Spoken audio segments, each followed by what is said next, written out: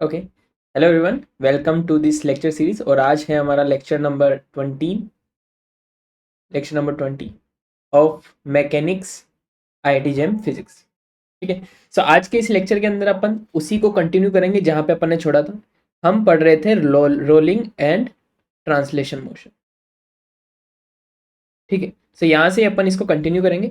So rolling and translation motion के अंदर मैंने बता दिया दोनों को, प्योर रोलिंग, प्योर रोटेशन और प्योर ट्रांसलेशन मोशन को अलग अलग सेपरेट करके। तो देखो अपन ने क्या पढ़ा था। प्योर रोटेशन के अंदर क्या पढ़ा था कि अगर मान लीजिए ये सी पॉइंट आपका फिक्स है और आपका ये जो व्हील है, ये जो रिजिड बॉडी है, वो रोटेट कर रही है ओमेगा एंगुलर वेलोसिटी के साथ। तो अपन ने डिफरेंट डिफरेंट पॉइंट्स के रेस्पेक्टिव में अपन ने उनकी लीनियर वेलोसिटी जो है वो अपन ने कैलकुलेट करी थी। लेट्स से अगर ए पॉइंट के बारे में बात करें, तो अगर इस ए पॉइंट के बारे में बात करें तो अगर ये रोटेट कर रहा है क्लॉकवाइज, तो यहाँ पे इसकी वेलोसिटी कितनी होगी, ओमेगा आर। एफ की क्या होगी, ओमेगा आर। और इनकी डायरेक्शन भी आप देखना। अगर बी पॉइंट की बात करें, that is distance at distance C from R, so यहाँ पे इसकी वेलोसिटी कितनी होगी, ओमेगा स्मॉल आर। इसी तरीके से अगर प्योर ट्रांसलेशन की बात की जाए, तो मान लीजिए ये आपकी रिजिड बॉडी है, ये मूव कर रही है लीनियरली वी वेलोसिटी के साथ, इसका centre of mass V velocity के साथ मूव कर रहा है। तो इस ऑब्जेक्ट का हर पॉइंट किस वेलोसिटी के साथ मूव कर रहा होगा, वी ही वेलोसिटी के साथ मूव करेगा। अब अगर इन दोनों सिस्टम को अगर मैं मर्ज कर देता हूं, then it become translation plus rotation. So different different points की डिफरेंट डिफरेंट वेलोसिटी आप देख सकते हैं इसके अंदर। ये सब अपन ने पढ़ लिया था। हमने इनके 3 केस कंसिडर किए थे। किस पॉइंट के, पॉइंट ऑफ कॉन्टेक्ट के। जो पॉइंट ऑफ कॉन्टेक्ट आपकी सरफेस के साथ टच करेगा, उस पॉइंट ऑफ कॉन्टेक्ट के अपन ने 3 केसेस कंसिडर करे थे। अगर V centre of mass is greater than omega R, अगर V centre of mass is less than omega R, और V centre of mass is omega equals to omega R. तीनों cases के बारे में पढ़ा था। सो जब मैंने बोला कि जब सेंटर ऑफ मास की वेलोसिटी ओमेगा आर से बड़ी है, इसका मतलब क्या है, आपकी ये स्कीडिंग हो रही है, कौन सी वाली, फॉरवर्ड वाली। अगर इससे कम है तो स्कीडिंग हो रही है बैकवर्ड वाली। और अगर दोनों इक्वल है, इन दैट केस ये पॉइंट ऑफ कांटेक्ट की वेलोसिटी कितनी होगी, नेट वेलोसिटी 0। इसका मतलब ये रेस्ट पर है। तो इस केस को अपन बोलते हैं प्योर रोलिंग। ठीक है। सो आज अपन इस लेक्चर के अंदर इसी को कंटिन्यू करेंगे, इसी को थोड़ा सा इलेबोरेट वे के अंदर पढ़ेंगे। रोलिंग फ्रिक्शन के बारे में भी आज अपन जानेंगे और बहुत सारी प्रॉब्लम्स अपन इसके अंदर डिस्कस करेंगे। ठीक है। उससे पहले कुछ सवाल जो हमने लास्ट टाइम छोड़ा था, इस सवाल को डिस्कस कर लेते हैं। इसी से स्टार्ट करते हैं और फिर बाद में इसको कंटिन्यू करेंगे। ठीक है। सो क्या सवाल था, ये आपको मैंने होमवर्क दिया था, किसी ने दिया था इसका रिप्लाई कमेंट सेक्शन के अंदर लास्ट लेक्चर के अंदर? तो चलो, अगर दिया है तो अच्छी बात है, आपने ट्राई किया तो भी अच्छी बात है। चलिए अपन चेक करते हैं। तो देखो, जैसा मैंने समझाया था, आप क्या कर रहे हो, इस रोटेटिंग डिस्क को सरफेस के कांटेक्ट में लेके आ रहे हो, एकदम पैरेलल। दोनों का प्लेन जो है वो दोनों आपस में क्या है, पैरेलल है। इसको आप इस सरफेस के पास लेके आ रहे हो। तो ये फ्रिक्शन क्या करेगा, इस डिस्क को रोटेट हो रही है, इस डिस्क को क्या करेगा, फ्रिक्शन की वजह से ये रुकना स्टार्ट हो जाएगी। सो फ्रिक्शन फोर्स लगेगा इसके ऊपर। सो लेट्स से अगर ये रोटेट कर रही है इस डायरेक्शन के अंदर, अच्छा मैंने डायरेक्शन अपोजिट ले रखी है। सो अगर ये रोटेट कर रही है इस डायरेक्शन के अंदर, तो इसकी टेंडेंसी क्या है, सरफेस के रिस्पेक्ट में इस वेलोसिटी के साथ इस डायरेक्शन में घूमने की टेंडेंसी है। तो फ्रिक्शन फोर्स क्या लगेगा, अपवर्ड, इसकी अपोजिट डायरेक्शन के अंदर। तो ये फ्रिक्शन की डायरेक्शन हो गई। ठीक है, this is the direction of friction force. तो अब अपन इसको क्या करेंगे, डिफरेंट डिफरेंट डीएम मास के लिए अपन कैलकुलेट करेंगे और फिर इंटीग्रेट करेंगे। सो पूरी डिस्क के ऊपर कितना टोटल फ्रिक्शन फोर्स काम करके टॉर्क लगा रहा है, जिसकी वजह से क्या हो रहा है, इसके मोमेंटम में चेंज आ रहा है, एंगुलर मोमेंटम में चेंज आ रहा है। सो इनिशियल के अंदर इसका एंगुलर मोमेंटम कितना था, initial angular momentum, initial angular momentum कितना था, I omega naught, where I is moment of inertia about C point. तो यहां से जो एक्सेस पास हो रही है that is perpendicular to this plane, उस एक्सेस के अबाउट मोमेंटम अपना ये रहा। फाइनल एंगुलर मोमेंटम कितना होगा, अगर ये रुक जाएगी तो 0, क्योंकि ये बोल रहा है कम टू स्टॉप, इसका मतलब रुक जा रही है, तो एंगुलर मोमेंटम कितना हो जाएगा, 0। So work done by tau, या फिर अपन ऐसा बोले tau D T is equal to किसके हो जाएगा, आई ओमेगा नोट के, माइनस साइन आएगा, क्यों, फाइनल माइनस इनिशियल। डन है। तो अब मेरे को टॉर्क कैलकुलेट करना है, जो किसकी वजह से आ रहा होगा, फ्रिक्शन फोर्स की वजह से आ रहा है। डीएम एलिमेंट के ऊपर फ्रिक्शन फोर्स को अपन को इंटीग्रेट करना है। सो टॉर्क की वैल्यू निकालते हैं इसके अंदर। चलिए, टॉर्क की वैल्यू कैसे निकालेंगे, हम इस पूरे डिस्क का एक छोटा सा एलिमेंट कंसिडर करेंगे एज अ रिंग। उस रिंग का मास अपन ने माना डीएम, और उस डीएम मास के लिए अपन देखेंगे कि कितना फ्रिक्शन फोर्स यहाँ पे टॉर्क जनरेट कर रहा है। डन है।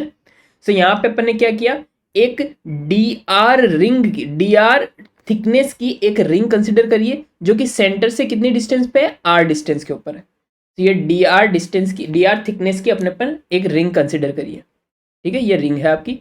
अगर मैं आपसे पूछूं कि इसका मास कितना होगा तो क्या जवाब दोगे? तो सर मैं ऐसा कहता हूं आपको कि पाई आर स्क्वायर एरिया की डिस्क का मास है m।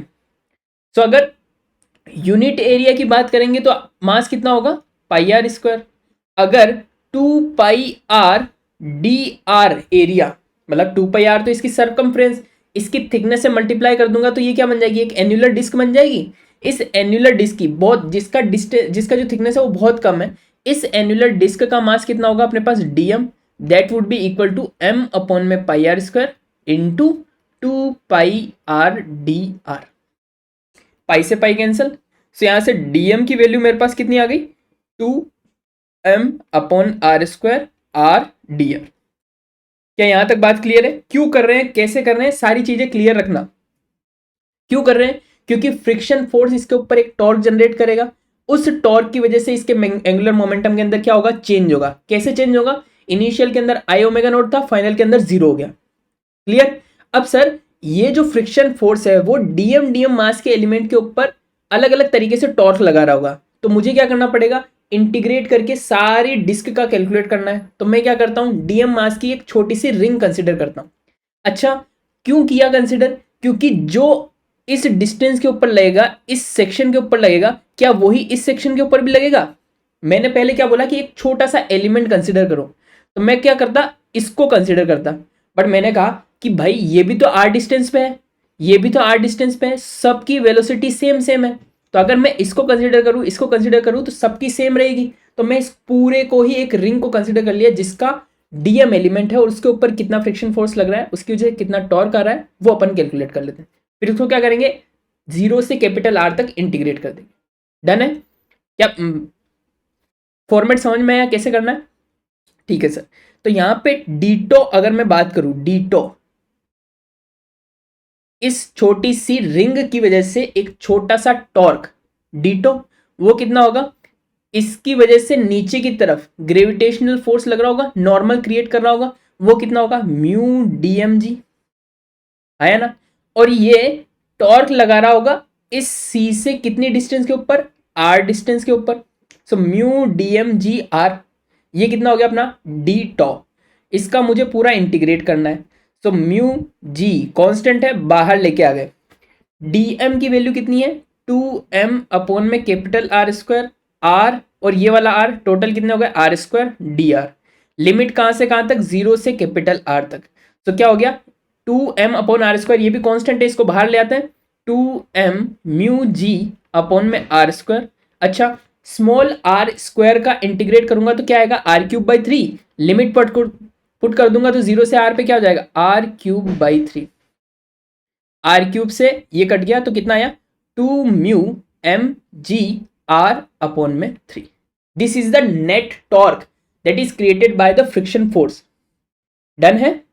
चलिए, सो इसकी वजह से क्या हो रहा होगा, एक डी एक्सेलरेशन आ रहा होगा आपके एंगुलर वेलोसिटी के अंदर। उस एंगुलर वेलोसिटी के अंदर डी एक्सेलरेशन की वजह से क्या करेगा, ये डिस्क रुकना स्टार्ट हो जाएगी।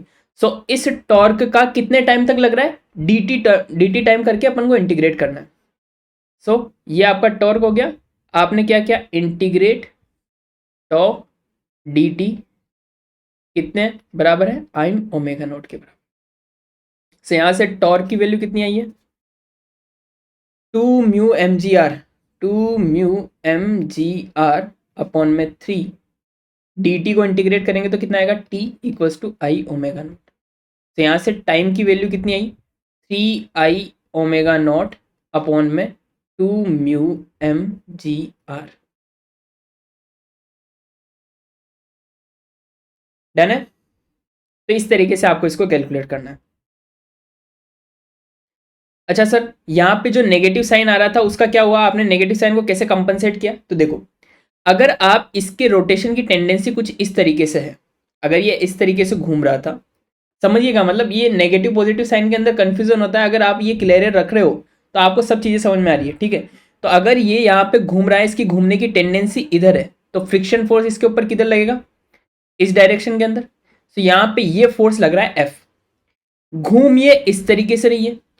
टॉर्क इस फ्रिक्शन की वजह से कैसे लग रहा होगा, R क्रॉस F, किस डायरेक्शन में, इनवर्ड डायरेक्शन के अंदर। आपके ओमेगा की डायरेक्शन किधर है, आउटवर्ड। टॉर्क किधर है, इनवर्ड। ओमेगा किधर है, आउटवर्ड। दोनों की डायरेक्शन अपोजिट है। तो आप क्या करो, या तो टॉर्क को पॉजिटिव ले लो या फिर ओमेगा को नेगेटिव कर दो। अगर टॉर्क को पॉजिटिव कर रहे हो तो ओमेगा को नेगेटिव कर दो, या फिर ओमेगा को पॉजिटिव कर रहे हो तो टॉर्क को नेगेटिव कर दो। तो इसके केस में अपन क्या करेंगे, क्योंकि मेरा डेल्टा एल जो एंगुलर मोमेंटम में चेंज है वो क्या होगा, final minus initial, L final minus L initial. तो मेरा अगर फाइनल कितना है 0, इनिशियल कितना है आई ओमेगा नॉट, ठीक है। सो यहां से जो टॉर्क आ रहा होगा, टॉर्क डी टी, तो ये टॉर्क डी टी कितना आएगा, नेगेटिव में 2 mu M G R by 3 into T equal किसके, माइनस आई ओमेगा नोट के। यहां पे नेगेटिव साइन क्या सिग्निफिकेंस कर रहा है अपने को, कि आपका जो डिस्क है, डिस्क के ऊपर जो फ्रिक्शन फोर्स है वो क्या कर रहा है, एक एंगुलर डी एक्सेलरेशन क्रिएट कर रहा है जिसकी वजह से वो रुक रही है। तो ये नेगेटिव साइन इसको सिग्निफाई करता है। तो यहां से अपने पास जो टाइम निकल के आया वो कितना आया, 3 आई ओमेगा नॉट अपॉन में 2 mu M G R. Done है। चलिए अब थोड़ा सा आगे बढ़ते हैं, रोलिंग मोशन के ही वो तीनों केसेस को अपन थोड़ा और अच्छे से एनालाइज करते हैं। ठीक है, सो अपने पास 3 केसेस थे। वी सेंटर मास अगर ओमेगा आर से छोटा है तो उस केस में क्या होगी, बैकवर्ड स्लिपिंग होगी। इसका मैंने एग्जांपल भी बताया था आपको, क्या सर, कि अगर आपकी गाड़ी पहले रुकी हुई है, इनिशियली रेस्ट के ऊपर है, सडनली आपने एक्सीलेटर दबाया, आपका इंजन तेजी से भभकने लग गया और उसकी वजह से क्या हुआ, टायर तेजी से घूमने लग गया। सो यहां पे आपका ये वाला जो पॉइंट ऑफ कॉन्टेक्ट है उसको तो हवा ही नहीं लगी कि मेरे को आगे बढ़ना है, बट आपके इंजन की पावर की वजह से टायर तेजी से घूमने लग गया। सो यहां से ओमेगा आर किसके बराबर, ग्रेटर देन हो गया किसके, वी सेंटर ऑफ मास के। तो इस केस में क्या होगा, ये तेजी से घूमेगा और ये स्किड करना स्टार्ट कर जाएगा, ये स्लिप करना स्टार्ट हो जाएगा। सो यहां पे इस पॉइंट की टेंडेंसी किधर है, क्या इस पॉइंट की टेंडेंसी इधर डोमिनेट करेगी, क्योंकि टायर तेजी से घूम रहा है बट ये चल नहीं रहा है, टायर तेजी से घूम रहा है बट ये चल नहीं रहा है, तो इसकी टेंडेंसी किधर है, इस डायरेक्शन में, लेफ्ट डायरेक्शन के अंदर। अच्छा, हम फ्रिक्शन के अंदर क्या पढ़ते हैं, अगर आप इस ऑब्जेक्ट को किसी फ्रिक्शन सरफेस के ऊपर आगे की तरफ मूव कराओगे तो इस पे फ्रिक्शन फोर्स किधर लगेगा, सर पीछे लगेगा, अपोजिट डायरेक्शन में लगता है, आपके रिलेटिव मोशन के अपोजिट डायरेक्शन में लगता है। सो अगर ये पॉइंट पीछे की तरफ भागना चाहेगा सो फ्रिक्शन क्या बोलेगा, नहीं मैं तेरे को पीछे नहीं जाने दूंगा, मैं तेरे ऊपर आगे की तरफ फोर्स लगाऊंगा। सो जब बैकवर्ड स्लीपिंग होती है तो फ्रिक्शन फोर्स किधर लगता है, आगे की तरफ लगता है। So friction force forward direction के अंदर लगता है। सो पॉइंट ऑफ कॉन्टेक्ट की डायरेक्शन किधर जाने की है, पीछे जाने की। सो इसको क्या बोलते हैं, बैकवर्ड स्लीपिंग, इसलिए इसको क्या बोलते हैं, बैकवर्ड स्लीपिंग। और इस पे फ्रिक्शन फोर्स किधर लगेगा, आगे की तरफ।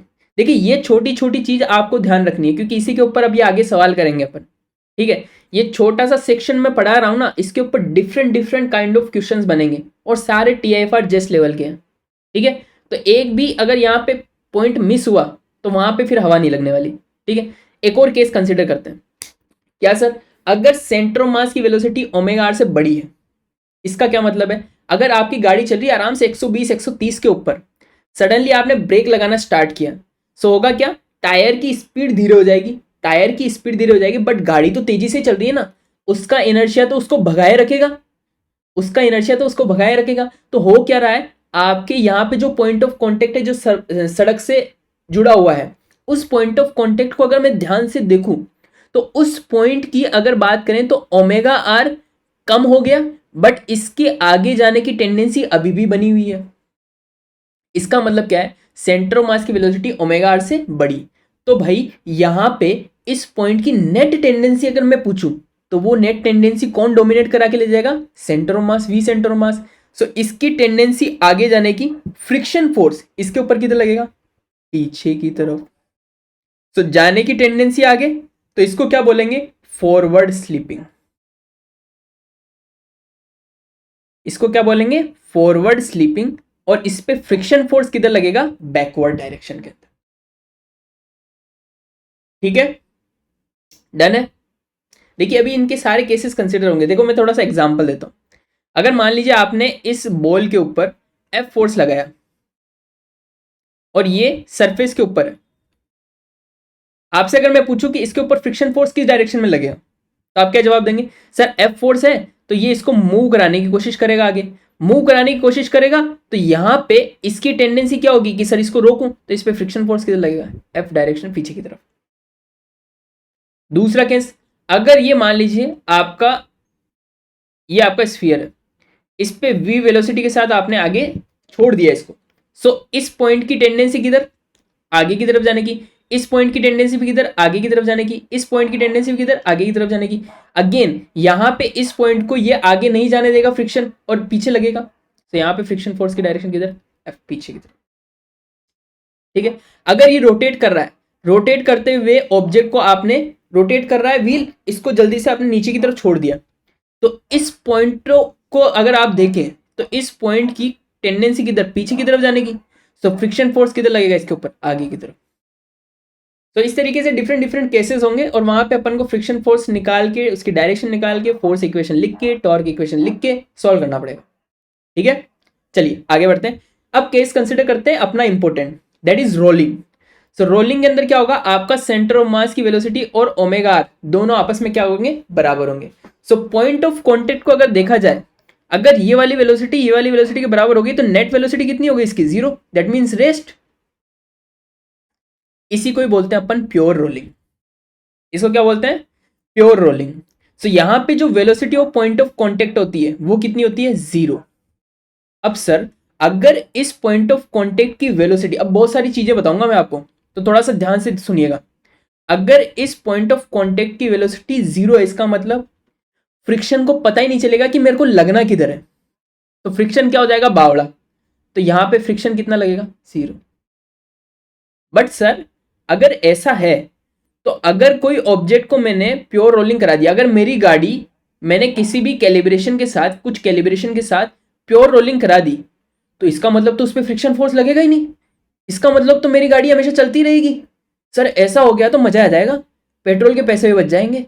तो सर ऐसा नहीं होता है। That only happen in ideal case. क्यों? क्योंकि जब आप रियल लाइफ के अंदर बात करते हो, तो हर ऑब्जेक्ट के डिफॉर्मेशन होने की टेंडेंसी होती है, थोड़ा वो क्या होता है? डिफॉर्म होता है। तो इस डिफॉर्मेशन की वजह से आगे के सेक्शन में और पीछे के सेक्शन में एक पैच टाइप का बनता है, और इस पैच टाइप के शेप की वजह से यहाँ पे थोड़ा सा ये संकुचित होता है, थोड़ा सा डिफॉर्म होता है। इस डिफॉर्मेशन की वजह से यहाँ पे एक रोलिंग फ्रिक्शन आता है। सर अभी तक आपने इतने सारे फ्रिक्शन पढ़ा दिए, कौन कौन से फ्रिक्शन पढ़े? थोड़ा सा रिवाइज कराइए। हमने स्टैटिक फ्रिक्शन पढ़ा, हमने काइनेटिक फ्रिक्शन पढ़ा, फिर हमने फ्लूइड के अंदर भी एक फ्रिक्शन पढ़ा, याद है? विस्कस फोर्स, फ्लूइड के अंदर भी पढ़ा था। अब सर एक और नया टर्म आया है, रोलिंग फ्रिक्शन। इसका फॉर्मूले से आपको कोई लेना देनी नहीं है, बस आपको कंसेप्ट पता होना चाहिए कि आखिर ये रुक क्यों रहा है। Its stopping because of the rolling friction. So rolling friction यहाँ पे काम करता है, जिसकी वजह से क्या है? ये हमेशा हमेशा ये आगे रोलिंग नहीं करता रहेगा, एक टाइम पे आके ये रेस्ट पे आ जाएगा। अगर ऐसा नहीं हुआ, इसका मतलब क्या है? ऐसा हमने क्यों सोचा? ये सब कैसे हो सकता है? आइडियल केस के अंदर, जब आपकी बॉडी बिल्कुल भी डिफॉर्म ना हो। तो आप क्या देखोगे? जो आप रबड़ का टायर भेजते हो, तो रबड़ के टायर को आपने फेंका, रबड़ का टायर आपका मूव भी कर रहा है और ओमेगा आर वेलोसिटी के साथ रोटेट भी कर रहा है। सो अगर इस पॉइंट ऑफ कांटेक्ट की बात करें, तो ये प्योर रोलिंग कर रहा है। तो आप देखोगे, एक आपने इस रबर के टायर को फेंका, एक आपने स्टील के टायर को फेंका। डिफॉर्म होने की टेंडेंसी किसकी ज्यादा है? रबर के टायर की। डिफॉर्म होने की टेंडेंसी किसकी कम है? स्टील के टायर की। सो ये थोड़ा ज्यादा टाइम लेगा रुकने में कंपेरेटिवली इसके। दोनों ही रुकेंगे, बट इसके अंदर टाइम थोड़ा T1 लगेगा, इसके अंदर टाइम T2 लगेगा, और T2 is very very greater than T1। ठीक है, तो रुकेंगे। तो प्योर रोलिंग के अंदर भी रुकते हैं, ऐसा नहीं है कि रुकेंगे नहीं। क्यों? क्योंकि आपको ये तो कह सकते हो कि हाँ भाई सर यहाँ पे फ्रिक्शन फोर्स काम नहीं कर रहा है, तो इसको रोक कौन रहा होगा? लेट्स से अगर हवा भी नहीं है, तो इसको रोकने वाला कौन? तो ये जो इंटरनल डिफॉर्मेशन है, वो डिफॉर्मेशन इसको रोकता है। क्या बात क्लियर है? छोटी सी चीज बट काम की। चलिए आगे बढ़ते हैं। तो आपने बचपन में टायर तो चलाया होगा, तो टायर चलाते हैं तो अपन क्या करते हैं, सबसे पहले इस टायर को एक टेंजेंशियल, आप एक ट्रांसलेशन मोशन देते हैं कि भाई तू आगे चल। फिर जैसे ही ये सरफेस के कांटेक्ट में आता है, फिर डंडा लेके आप पीछे से मारते हो उसको। कहाँ मारते हो, इस जगह पे। इस जगह पे मारते हो क्या, नहीं, इस जगह पे मारते हो। तो जैसे टायर को यहाँ पे आप हिट करते हो, तो हिट करने के बाद क्या करते हैं, ये आगे की तरफ रोल करना भी स्टार्ट करता है क्योंकि फ्रिक्शन लग रहा है इसके ऊपर। सो अगर इस पॉइंट की वेलोसिटी आगे की तरफ है, इस पॉइंट की वेलोसिटी भी आगे, इस पॉइंट की भी आगे, इस पॉइंट की भी आगे। सो अगर इसकी टेंडेंसी आगे, तो फ्रिक्शन फोर्स किधर लगेगा, पीछे की तरफ। सो एफ फोर्स पीछे की तरफ। इस एफ फोर्स की वजह से एक टॉर्क लग रहा होगा, इस एफ फोर्स की वजह से एक टॉर्क लग रहा होगा। उस टॉर्क की डायरेक्शन किधर, R cross F, R cross F, R cross F, inward direction के अंदर। तो इनवर्ड डायरेक्शन के अंदर आपके पास क्या होगा, आई एल्फा, यानी एक एंगुलर एक्सेलरेशन होगा। उस एंगुलर एक्सेलरेशन की वजह से पहले ओमेगा कितना, जीरो, अब ओमेगा क्या हो जाएगा, बढ़ना स्टार्ट हो जाएगा। सो अब ये रोलिंग करना स्टार्ट करेगा। रोल करता करता एक केस ऐसा आएगा जब जब क्या, जब यहाँ पे जो एंगुलर वेलोसिटी है पीछे की तरफ ओमेगा आर, और यहाँ पे जो टेंजेंशियल वेलोसिटी है आगे की तरफ वी सेंटर ऑफ मास, ये दोनों बराबर हो जाएंगे। जब ये बराबर हो जाएंगे तब फ्रिक्शन फोर्स लगना बंद, और तब ये क्या करेगा, प्योर रोलिंग। सो मुझे यहां से यहां के केस तक पहुंचना है। तो हमें क्या क्या करना है, सबसे पहले इसको ट्रांसलेशन मोशन दिया, फिर क्या करेगा, जैसे ये कांटेक्ट में आएगा, फ्रिक्शन फोर्स इसके ऊपर काम करना स्टार्ट करेगा। फ्रिक्शन फोर्स क्या करेगा, इसको रोटेट कराएगा, और जैसे ही रोटेट करना स्टार्ट किया, एक टाइम ऐसा आएगा जब पॉइंट ऑफ कांटेक्ट की वेलोसिटी ओमेगा आर पीछे, वी आगे, दोनों बराबर हो जाएंगे, तब जाके ये क्या करेगा, प्योर रोलिंग करना स्टार्ट कर देगा। एक और कंसिडर कीजिए कि ऐसी चीज और कहाँ देखते हैं आप, तो जब आपने बॉलिंग बॉल देखा होगा, बॉलिंग बॉल के अंदर अपन क्या करते हैं, उसके 3 सेक्शन के अंदर अंगुली डाल के उसको एक ट्रांसलेशन मोशन देते हैं। जैसे ही वो सरफेस के कांटेक्ट में आता है, रोल करना स्टार्ट कर देता है, और रोलिंग करता करता वहां पे जो भी अपनी बोतल्स होती है उनको जाके हिट करता है। तो ये सारे सिनेरियो आपने देखे होंगे। तो हम इसके अंदर की फिजिक्स को आज पढ़ेंगे, इसके अंदर की डायनेमिक्स की इक्वेशन निकालना स्टार्ट करेंगे। ठीक है, सो चलिए स्टार्ट करते हैं। तो आपने क्या किया, एक स्फेरिकल बॉल है, इसको आपने टेंजेंशियल वेलोसिटी दी, आपने अब क्या, ट्रांसलेशन वेलोसिटी दी। सो यहाँ पे v1 v0 वेलोसिटी आपने दे दी इसको। सो इस पॉइंट ऑफ कांटेक्ट P की टेंडेंसी किधर है, आगे जाने की। जैसे ये सरफेस के कांटेक्ट में आया, फ्रिक्शन फोर्स इस पे पीछे की तरफ लगना स्टार्ट हो जाएगा, है ना। तो अगर मैं t इक्वल्स टू 0 की बात करूं, सो v सेंटर ऑफ मास किसके बराबर है, v0 के। ओमेगा की वैल्यू कितनी है, 0। अब होगा क्या, ये फ्रिक्शन फोर्स F क्या करेगा, इसके ऊपर, ये फ्रिक्शन फोर्स F इसके ऊपर क्या करेगा, एक टॉर्क लगाएगा। सो F इंटू आर इक्वल किसके, आई एल्फा के। सो यहां से एल्फा की वैल्यू कितनी आई, एफ आर अपॉन में आई। अच्छा सर, आई की वैल्यू मुझे पता है, स्फेरिकल बॉल है, सॉलिड स्फीयर है, सॉलिड स्फीयर के लिए मोमेंट ऑफ इनर्शिया कितना, 2/5 mr²। याद करने का तरीका बताया था, सॉलिड है तो कम होगा, होलो है तो ज्यादा होगा। सो 2/5 इसका मतलब 5 F R 2/5, तो 5F अपॉन में 2mr। सही लिखा है क्या, एक बार चेक कीजिए। आई की वैल्यू 2/5 mr² लगी, तो r से r कैंसिल हो जाएगा और ये आ गया। ठीक है, सो एल्फा की वैल्यू आ गई मेरे पास क्या, 5F अपॉन में 2mr। ठीक है जी। अच्छा, क्या इसके पास एक आगे की डायरेक्शन के अंदर कोई एक्सेलरेशन होगा क्या, देखिए mg नीचे की तरफ, f इधर पीछे की तरफ लग रहा है। तो अगर ये a एक्सेलरेशन के साथ मूव कर रहा है, तो मैं फोर्स इक्वेशन क्या लिखूंगा, F equals to minus M A, क्योंकि F तो पीछे लग रहा है, इसका मतलब ये इसके ऊपर डी एक्सेलरेशन कर रहा होगा। सो A की वैल्यू कितनी, -F अपॉन में m। तो अगर मैं t टाइम के ऊपर इसकी इस सेंटर ऑफ मास की वेलोसिटी अगर आपसे पूछूं, तो आप क्या लिखोगे, v centre of mass equals to u centre of mass plus at। तो v centre of mass, u centre of mass मतलब इनिशियल के अंदर कितनी वेलोसिटी थी, कितनी थी, v0। टी टाइम के ऊपर कितनी हो गई, माइनस एफ अपॉन में एम टी, क्या इक्वेशन नंबर 1। और यह आपका अल्फा है, ये अल्फा क्या कर रहा होगा, इस ओमेगा एंगुलर वेलोसिटी को बढ़ा रहा होगा। सो यहां से अगर मैं रोटेशन के अंदर इक्वेशन लिखूं, so omega final equals to क्या होगा, omega initial plus alpha T. So omega final कितना हो जाएगा, अल्फा की वैल्यू कितनी, 5f अपॉन में 2mr into T. So omega final कितना, 5f t अपॉन में 2mr। अब एक बात बताइए, मान लीजिए टी टाइम पे जाके ये क्या करता है, इसका पॉइंट ऑफ कांटेक्ट की जो वेलोसिटी है वो क्या हो जाती है, नेट वेलोसिटी 0, मतलब ये रोलिंग करना स्टार्ट कर देता है। सो टी टाइम पे, at time T it starts rolling, pure rolling. इसका मतलब क्या है, इस पॉइंट पे velocity of centre of mass equal किसके हो जाएगा, ओमेगा फाइनल आर के, है ना। सो अगर मैं ये वैल्यूज यहां पे पुट करूं, so V centre of mass is equal to omega final R. V centre of mass कितना है मेरा, V0 minus F T upon में एम इक्वल किसके, ओमेगा फाइनल आर, मतलब 5f t अपॉन में 2mr इंटू आर। आर से R cancel, T अगर इधर आया तो इसको अपन ने ऐड किया, 5f अपॉन में 2m minus minus plus f upon में m। तो ये कितना हो गया, 2 से मल्टीप्लाई किया तो 7/2, 7f अपॉन में 2m t equal to V0।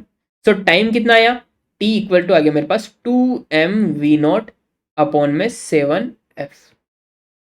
This is the time eight which it start pure rolling. क्या बात समझ में आई, इंटरेस्टिंग और थोड़ा एलिगेंट। एक बार आपस से देख लीजिए एक बार सारे स्टेप्स को। देखो सबसे पहला काम क्या है, फ्रिक्शन किधर लगेगा सर, तो अगर आपने सिर्फ टेंजेंट इसको ट्रांसलेशन मोशन दिया है, तो यहां पे इस हर पॉइंट की velocity before touching the surface, सुनिएगा, बिफोर टचिंग द सरफेस हर पॉइंट की टेंडेंसी किधर है, V0 वेलोसिटी के साथ आगे की तरफ भागने की। जैसे ये टच किया सरफेस को पता चला कि ये आगे जाना चाह रहा है, मैं क्या करूंगा, फ्रिक्शन की हेल्प से इसको पीछे की तरफ एक फोर्स लगाऊंगा। सो मैंने पीछे की तरफ फोर्स लगा दिया, जैसे ही एफ लगना स्टार्ट हुआ ये क्या करेगा, अब बॉडी को घुमाया जाए। सो बॉडी घूमी और घूमने की एक्सेलरेशन, जो एंगुलर एक्सेलरेशन है वो कैसे निकालूंगा सर, टॉर्क वाली इक्वेशन से। सो ये friction force F into R equal to किसके, आई अल्फा के। तो यहां से अल्फा आ गया मेरे पास कितना, एफ आर अपॉन में आई, पॉजिटिव क्वांटिटी आई है। तो ये क्या करेगा, एंगुलर एक्सेलरेशन को बढ़ाएगा, एंगुलर वेलोसिटी को बढ़ाएगा। सो ओमेगा इनिशियल कितना 0, फाइनल की निकालने के लिए omega final equals to omega initial plus alpha T, जैसे अपन पढ़ते थे ना v बराबर u plus A T, same चीज आप रोटेशन के अंदर यूज करेंगे, ठीक है। सो यहाँ पे v की जगह ओमेगा आ जाएगा और a की जगह अल्फा आ जाएगा, ठीक है। So omega final equals to क्या आ जाएगा, omega initial plus alpha T, जहां पे इनिशियल वेलोसिटी अपनी क्या है, एंगुलर वेलोसिटी 0 है। तो यहाँ से ओमेगा फाइनल कितना आ गया, 5f t अपॉन में 2mr। बहुत बढ़िया सर, बहुत अच्छा, यहाँ तक समझ में आ गया। दूसरी चीज, अगर मैं इसके ट्रांसलेशन मोशन की बात करूं तो इस पे एक्स डायरेक्शन के अंदर लगने वाले फोर्स कौन कौन से हैं, सिर्फ फ्रिक्शन फोर्स है, जो कि क्या कर रहा है, इसकी स्पीड कम कर रहा होगा। सो यहाँ पे F इक्वल्स टू किसके इक्वल करूंगा, माइनस एम ए के, क्योंकि दोनों की डायरेक्शन क्या है, अपोजिट है। सो ए की वैल्यू कितनी आई मेरे पास, माइनस एफ अपॉन में एम। सो यहाँ से velocity of centre of mass निकालने के लिए मैं न्यूटन्स लॉज ऑफ इक्वेशन की यूज करूंगा। सो वो क्या होगा, V C O M equals to U C O M plus A T. Value put करी, वी सी ओ एम की वैल्यू आ गई। अब क्या सर, अब आपसे पूछा जा रहा है कि at what time it starts pure rolling. तो सर मुझे पता है कि प्योर रोलिंग के लिए पॉइंट ऑफ कांटेक्ट की वेलोसिटी, नेट वेलोसिटी 0 होनी चाहिए, मतलब सेंटर ऑफ मास की वेलोसिटी और ओमेगा आर दोनों क्या होने चाहिए, बराबर। तो मैंने क्या किया, वी सेंटर ऑफ मास निकाल ही चुका हूं, ओमेगा एफ पता ही है, आर से मल्टीप्लाई किया तो ओमेगा एफ आर आ गया, दोनों को इक्वल किया और यहां से मेरे पास टाइम का मान आ गया। डन है, अच्छे से समझ में आई बात। चलिए आगे बढ़ते हैं, एक और केस कंसिडर करते हैं। अब आप क्या कर रहे हो, इसको हॉरिजॉन्टल प्लेन पे नहीं, आपने इस बॉल को रख दिया कहां पे, वेज के ऊपर। सो जब इस वेज के ऊपर आपने स्फेरिकल बॉल को रखा तो ये क्या करेगी, रोलिंग करना स्टार्ट करेगी। यहाँ पे इस पे रोल कराने के लिए फ्रिक्शन एक फोर्स जिम्मेदार होगा। तो इसको मूव कराने के लिए अपन को पहले से कोई ट्रांसलेशन मोशन देने की जरूरत नहीं है, आपने सिर्फ उसको रखा ऊपर, एम जी साइन थीटा क्या करेगा, इसके ऊपर लगेगा। Sir M G sine theta कैसा है यार, छोटा सा एक बता दीजिए कंपोनेंट करके। तो देखो कहाँ गए भैया, यहाँ पे एम जी नीचे की तरफ लग रहा है, ये एम जी आपका, ये अगर एंगल थीटा है, ये अगर एंगल थीटा है तो ये वाला एंगल कितना हो जाएगा 90 माइनस थीटा, और ये वाला एंगल कितना हो जाएगा थीटा। सो एम जी का एक कंपोनेंट करेंगे इधर कितना आएगा एम जी कोस थीटा, इधर कंपोनेंट करेंगे कितना आएगा एम जी साइन थीटा। बहुत बढ़िया सर, बहुत अच्छे। सो ये M G sine theta force क्या करेगा, इसकी टेंडेंसी क्या है आगे की तरफ भगाने की। मतलब अगर मैं इस स्फेरिकल बॉल को थोड़ा सा जूम करके बनाऊं आपके सामने, सो अगर इस स्फेरिकल बॉल के ऊपर यहां पे फोर्स लग रहा है इधर M G sine theta, so इससे जुड़े हुए जितने भी पॉइंट्स हैं सबके ऊपर M G sine theta force लग रहा होगा। मतलब सबकी टेंडेंसी किधर, नीचे की तरफ जाने की, सबकी टेंडेंसी किधर, नीचे की तरफ जाने की। क्योंकि ये कांटेक्ट में है ऑलरेडी, तो यहाँ पे फ्रिक्शन फोर्स को पता चल गया कि ये जाना आगे चाह रहा है, हम इसको आगे बढ़ने नहीं देंगे। फ्रिक्शन फोर्स किधर लगेगा, पीछे की तरफ, कितना एफ। तो ये मान लीजिए आपके पास एफ फ्रिक्शन फोर्स लगा, बट ये जाएगा तो किधर, ये तो नकटा है। सर मैं जाऊंगा तो आगे ही, तो ये ए एक्सेलरेशन के साथ नीचे जा। तो यहाँ पे अगर मैं फोर्स इक्वेशन लिखना चाहूँ तो वो क्या होगी, M G sine theta minus F equals to M A. ये तो हम कब से पढ़ते आ रहे हैं सर। इसके अलावा क्या, अगर मैं इस सेंटर मास की बात करूं, सो यहां से यहां तक की डिस्टेंस आर, अगर मैं इसके रेस्पेक्ट में देखूं तो ये फोर्स क्या इसको घुमाने की कोशिश करेगा। सो टॉर्क की इक्वेशन क्या होगी, F into R equal to I alpha, और एल्फा की वैल्यू कितनी वो हम अभी तक बताएंगे नहीं, एल्फा एल्फा है। सो एल्फा कितना, एफ आर अपॉन में आई। बट आप एक काम कर सकते हो, स्फीयर है तो आई की वैल्यू कितनी रख सकते हो, 2/5 एम आर स्क्वायर। सो ये 5 एफ अपॉन में 2 m r, आपके पास क्या आ गया, एल्फा की वैल्यू आ गई, इक्वेशन नंबर 2। सो हमको क्या करना है, what we have to do to make it roll, हमको क्या करना है, अगेन यहाँ पे क्या करवानी है, प्योर रोलिंग करवानी है। सो यहाँ पे इनिशियल वेलोसिटी भी कितनी, 0, ओमेगा भी कितना, 0। एक टाइम ऐसा आएगा जब ये क्या करेगा, v वेलोसिटी के साथ मूव करेगा और इसके ऊपर क्या रहेगा, ओमेगा आर इसकी वेलोसिटी होगी पॉइंट ऑफ कांटेक्ट की। तो मुझे वहां तक पहुंचना है, तो क्या करें। सो अगर अगर किसी भी टाइम के ऊपर जाके, किसी भी टाइम के ऊपर जाके मेरी सेंटर ऑफ मास की velocity v centre of mass is equal to हो गया ओमेगा आर के, हाँ या ना। तो मैं अगर दोनों तरफ इसका डेरिवेटिव लूं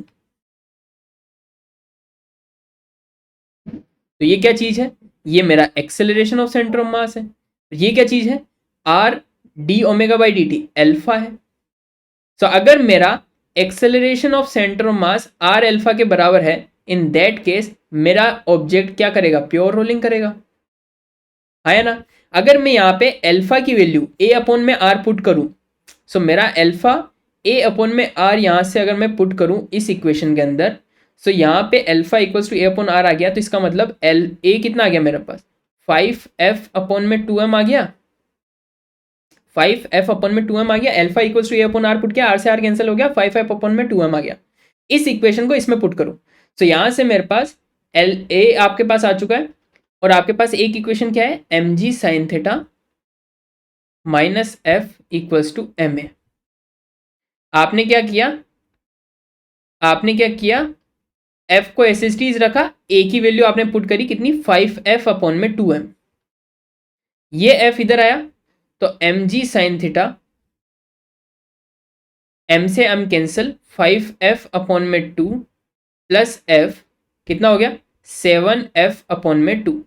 सो फ्रिक्शन फोर्स कितना आया आपके पास, 2mg साइन थीटा अपॉन में 7। ये क्या चीज है ये सर, अब इसको थोड़ा सा समझते हैं। ये वो फ्रिक्शन फोर्स है जो नेसेसरी है इसको रोल कराने के लिए।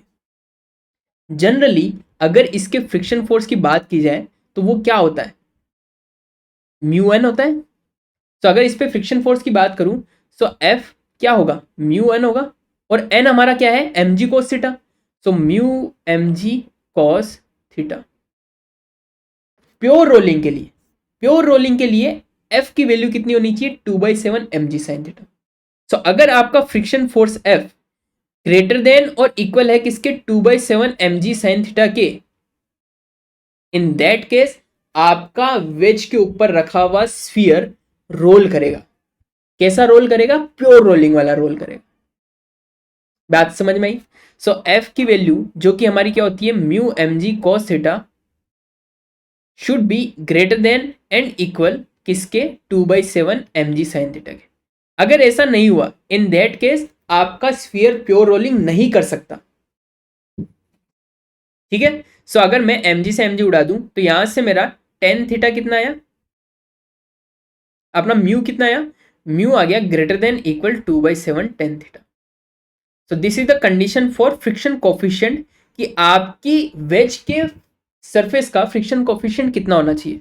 अगर एंगल फिक्स है तो एंगल अगर थीटा है, इन दैट केस आपका फ्रिक्शन कोफिशिएंट जो है वो 2/7 टेन थीटा से ज्यादा ही होना चाहिए। इन दैट केस ओनली आपका वेज के ऊपर रखा हुआ स्फीयर, ये स्फीयर की बात हो रही है।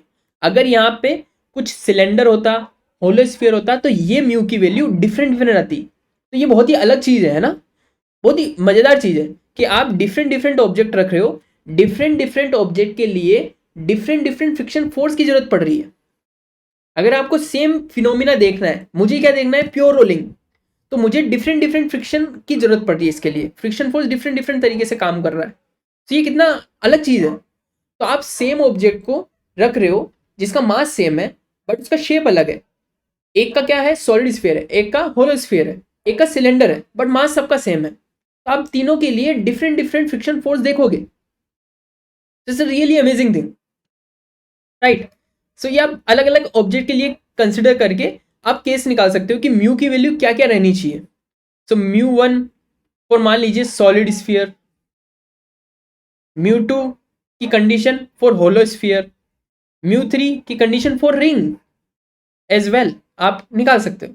तो कीजिएगा, थोड़ा सा एक्सप्लोर कीजिएगा इसको। ओके, चलिए अब थोड़ा सा आगे बढ़ते हैं।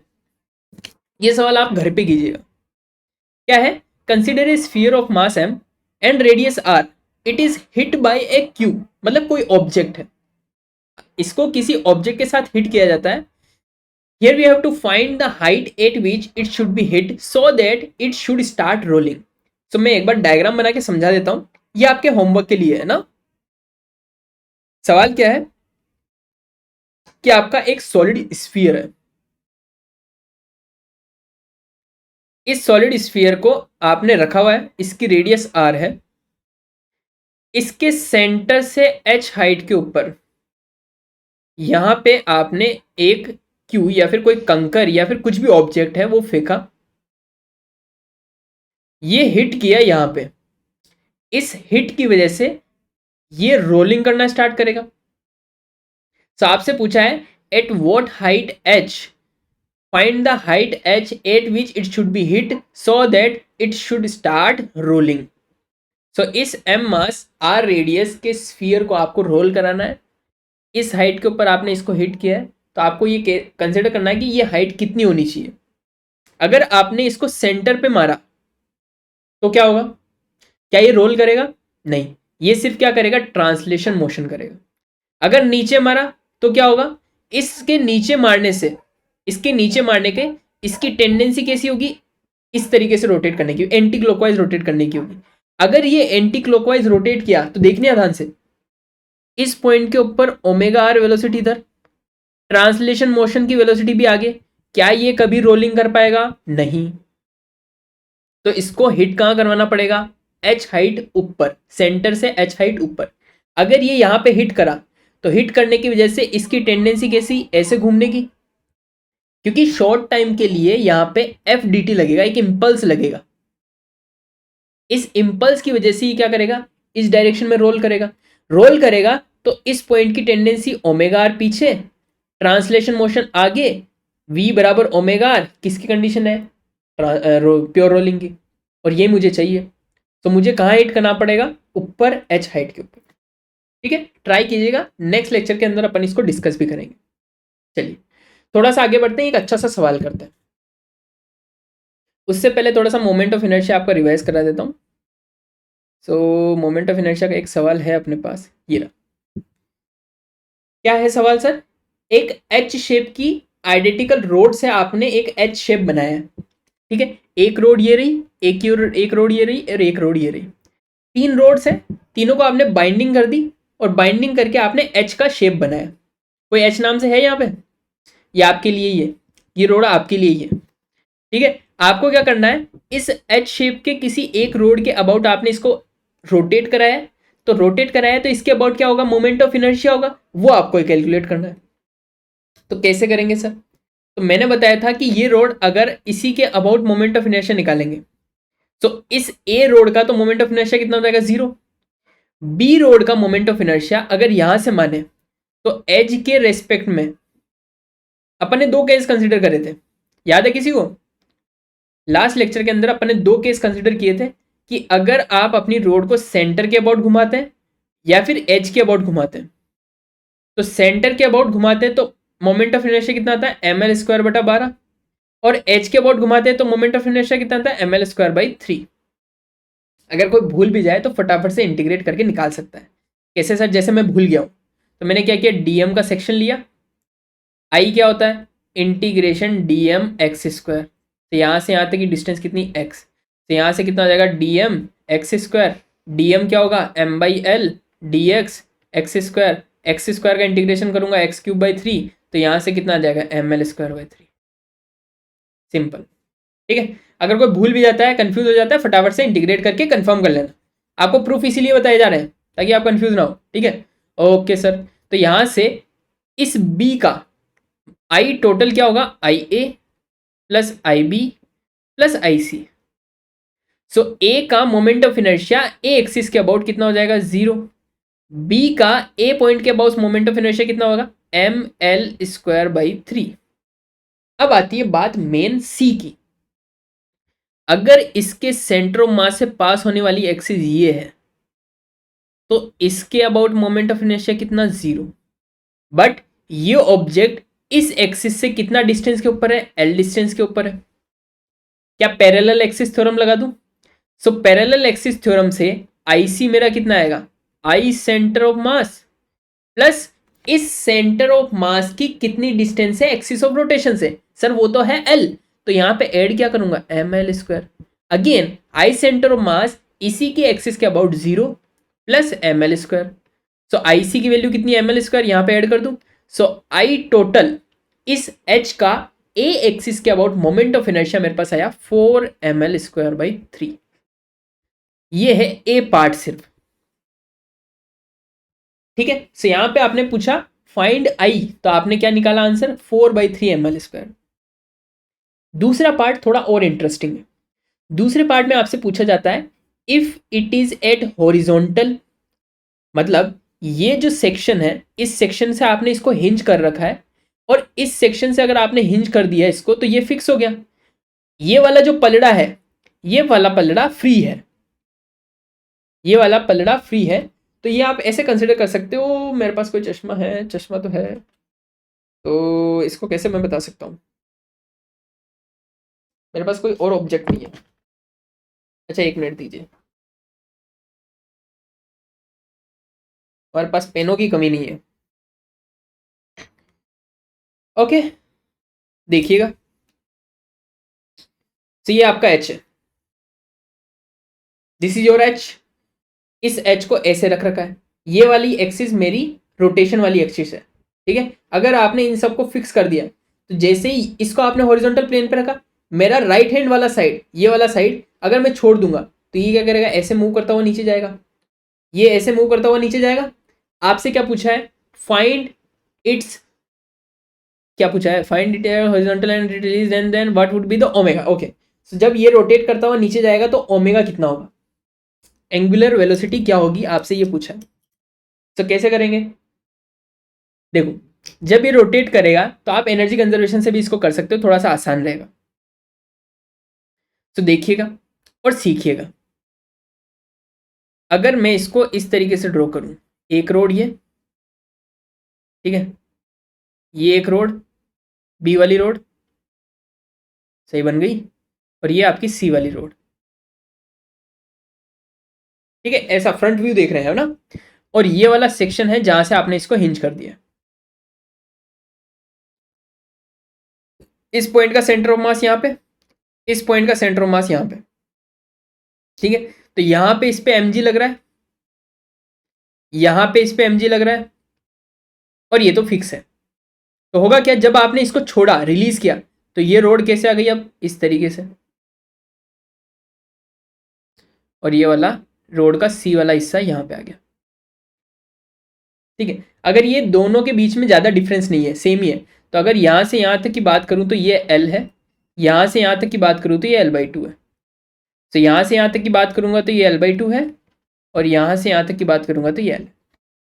अगर ये मेरा रेफरेंस है, this is my reference, so initial mechanical energy बराबर होगी फाइनल मैकेनिकल एनर्जी के। इनिशियल के अंदर क्या इसके पास, अगर यही मेरा रेफरेंस है, क्या इसके पास कोई पोटेंशियल एनर्जी इनिशियल है? नहीं सर।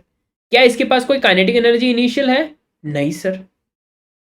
अब फाइनल के अंदर देखें तो टोटल अगर इनका सम करूं तो इनिशियल मैकेनिकल एनर्जी मेरी जीरो है, तो फाइनल भी मैकेनिकल एनर्जी मेरे पास जीरो होनी चाहिए। फाइनल के अंदर हो क्या रहा है, जैसे आपने इसको रिलीज किया, ये सेक्शन घूम के यहां आ गया, तो इसके पास एक एंगुलर ओमेगा, एंगुलर वेलोसिटी मिल गई होगी, है ना। तो इसके पास क्या है, एक एंगुलर वेलोसिटी है ओमेगा, ठीक है। सो यहां से अगर मैं लिखूं तो इसके पास जो पोटेंशियल एनर्जी में चेंज है, तो इस सेक्शन की पोटेंशियल एनर्जी कितनी, -mgl/2। ये पोटेंशियल एनर्जी कितनी, -mgl/2। इसकी पोटेंशियल एनर्जी कितनी, माइनस का mgl। तो पोटेंशियल एनर्जी फाइनल कितना हो गया, -mgl -mgl/2। Kinetic energy final कितना, क्या ये ट्रांसलेशन कर रहा है? नहीं सर, ये सिर्फ रोटेट कर रहा है, किसके अबाउट, इस एक्सिस के about. So rotational kinetic energy कितनी, ½ I⍵²।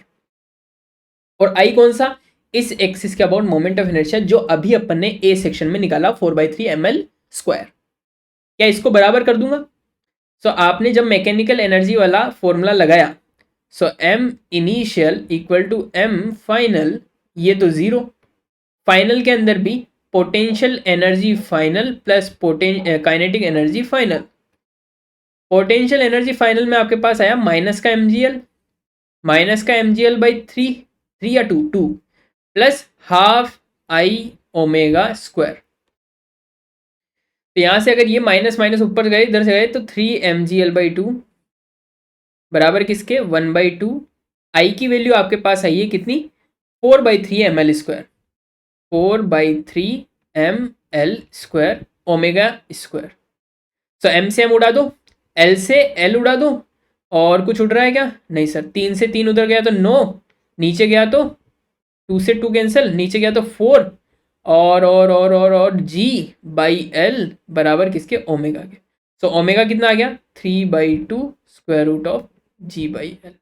काफ़ी बेहतरीन सवालों में से एक। इस टाइप के सवाल आपसे पूछे जा सकते हैं जेस्ट और TFR के अंदर।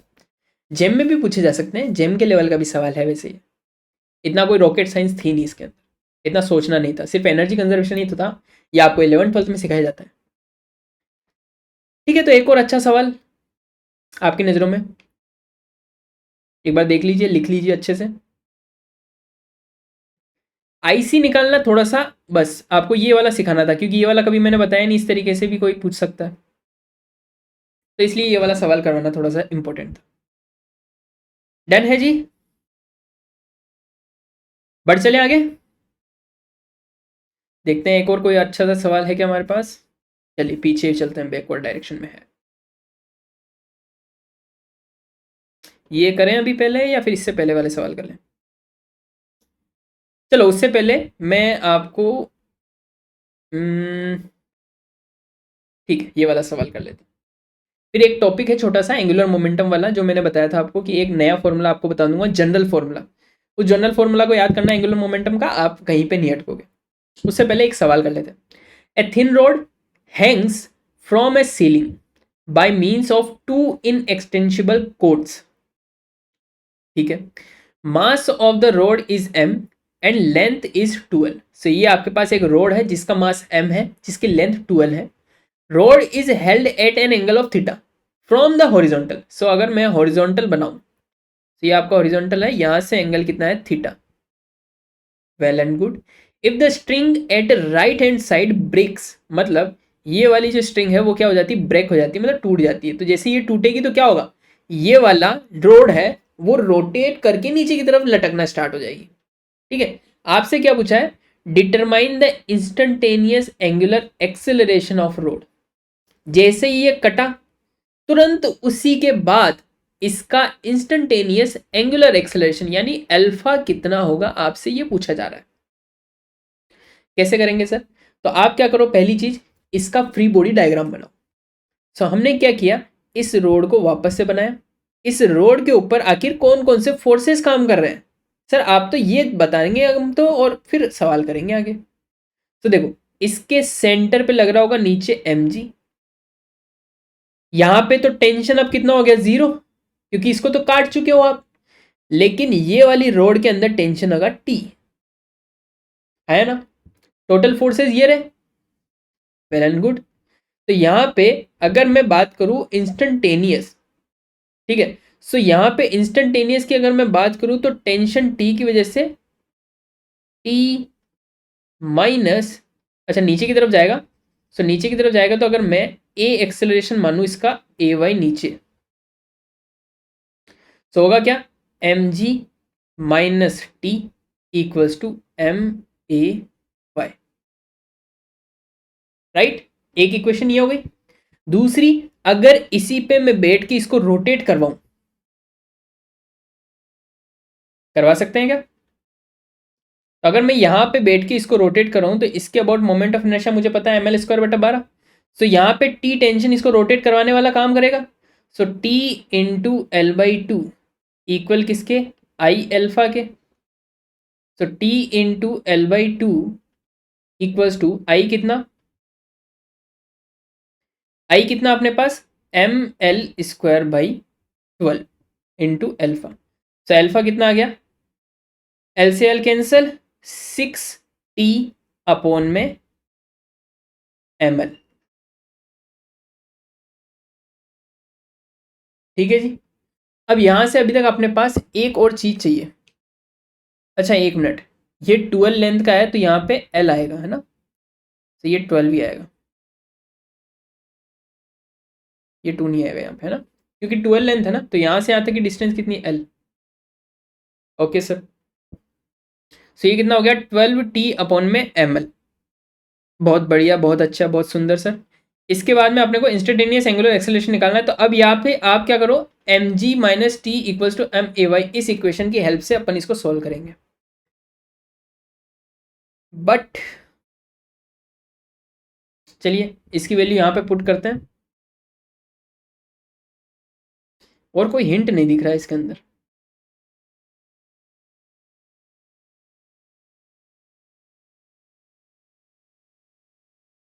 अच्छा एक मिनट, एक मिनट, कुछ तो अपन ने गदर मचाया है यहाँ पे। एक मिनट रुकिएगा, ये टी इधर, यहाँ पे इसकी परपेंडिकुलर डिस्टेंस की अगर मैं बात करूँ तो ये एल का theta angle, this is L, L cos theta, so this is L cos theta।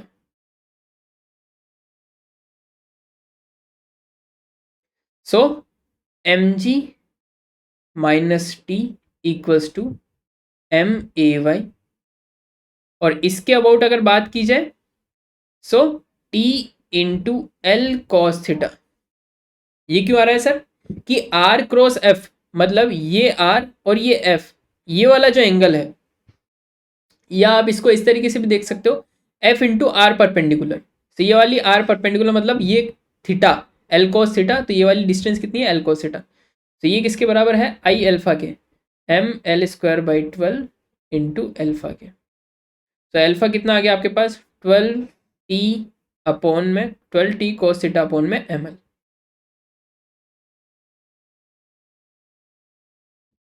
Okay. Hmm.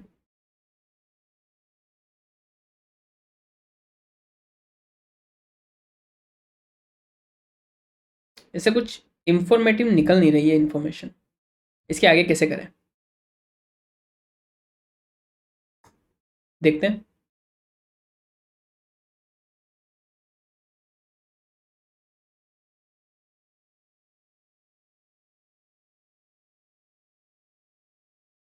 Okay, अब इस वाली वैल्यू को यहाँ पे अगर पुट करें मैं, alpha equals to A Y upon में आर, ए वाई अपॉन में एल, तो यहाँ से वैल्यू कितनी निकल के आ रही है,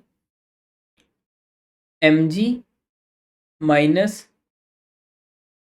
T equals to M, A Y की वैल्यू आ रही है 12 टी अपॉन में एम कॉस थीटा। सो ये बहुत लैग कर रहा है, M G minus T equals to 12 T cos theta, T की वैल्यू आ गई अपने पास एम जी अपॉन में 12 cos theta plus 1 into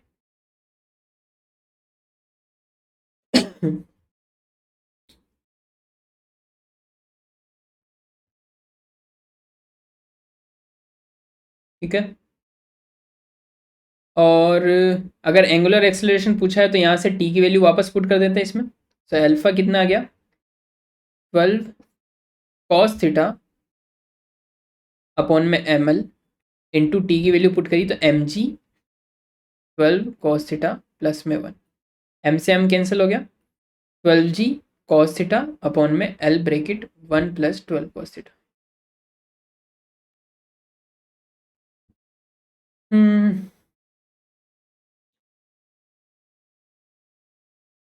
but मज़ा नहीं आ रहा जैसे इसके रिजल्ट से।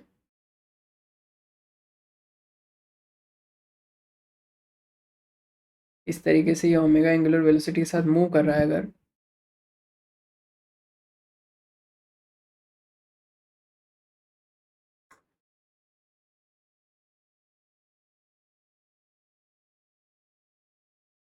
ठीक है।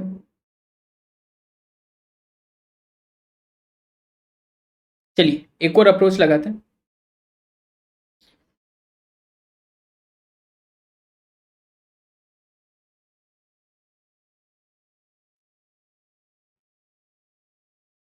M G minus T equals to M A Y, और अब अगर मैं इस हिंज पॉइंट को अपना एक्सिस ऑफ रोटेशन मानूं, तो यहाँ के अबाउट एम जी नीचे, टॉर्क अगर इसकी बात की जाए तो एल का perpendicular component L cos theta, तो M G L cos theta is equal to I alpha. So alpha कितना आ गया मेरे पास, M G L cos theta upon में I, I is M L square by 3, so alpha कितना आ गया 3 GL cos theta. So exact जब आपने इसको कट किया उस केस में इसका अल्फा कितना होगा 3 GL कॉस थीटा। तो एक बार मेरे को चेक करना पड़ेगा इसका आंसर कौन सा सही होगा और उसका रीज़न। ठीक है, तो इसको नेक्स्ट सेक्शन के अंदर देखते हैं, क्योंकि 2 पॉइंट ले रहे हैं, दोनों पॉइंट के अबाउट इसका अल्फा अलग अलग आ रहा है। Determine the instantaneous angular acceleration of rod. So इस हिसाब से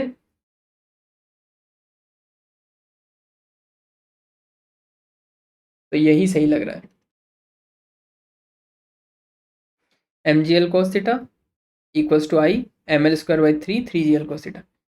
ठीक है, इसको नेक्स्ट सेक्शन के अंदर देखते हैं, डी। अच्छा, इससे पहले भी कोई सवाल है? हाँ चलो, एक छोटा सा टॉपिक समझा देता हूँ। टॉपिक क्या है, ये फॉर्मूला है, ये आपको याद रखना है, इसके प्रूफ में नहीं जा रहे। तो क्या है, एंगुलर मोमेंटम अगर आपकी रिजिड बॉडी ट्रांसलेशन और रोटेशनल मोशन दोनों कर रही है, इन दैट केस आप एंगुलर मोमेंटम क्या लिखते हो, R, it is a position of centre of mass, position vector about any point, किसी भी पॉइंट के अबाउट अगर आप एंगुलर मोमेंटम लिख रहे हो, so R into M V centre of mass plus I omega. So omega क्या है, angular velocity of our rigid body. तो एक छोटा सा एग्जांपल लेता हूँ। अगर ये आपकी बॉल है, स्फेरिकल बॉल है, या फिर आप रिंग मान लीजिए, if it is your ring, ये रिंग क्या कर रही है, ये रिंग सरफेस के ऊपर रोटेट कर रही है। सो रोटेट कर रही है तो ट्रांसलेशन मोशन भी कर रही है और रोटेट भी कर रही है, वी वेलोसिटी के साथ मूव कर रही है। सो सेंटर ऑफ मास की वेलोसिटी कितनी, यहां से देख के बताओ, velocity of centre of mass कितना, v। ओके, सेंटर ऑफ मास का पोजीशन वेक्टर, तो मान लीजिए यहां से यहां तक कि r है, ओ पॉइंट के अबाउट आपको एंगुलर मोमेंटम निकालना है। सो होगा क्या, l आपका angular momentum, r vector cross v vector m plus I omega, I किसके अबाउट, इसी पॉइंट के अबाउट, सेंटर ऑफ मास के about. So moment of inertia कितना होता है रिंग का क्या होता है, M R square into omega. ठीक है, तो यहां से मेरा एल कितना आ गया, एल का अगर मैग्नीट्यूड की बात करूं आप तो वी आर, तो आर वी, जब मैंने इसका क्रॉस प्रोडक्ट किया तो एंगल कितना आएगा, sine theta, R cos theta R sine theta, M V R sine theta plus M R square omega. ठीक है, so this would be your angular momentum. ठीक है, एक सवाल लेते हैं छोटा सा।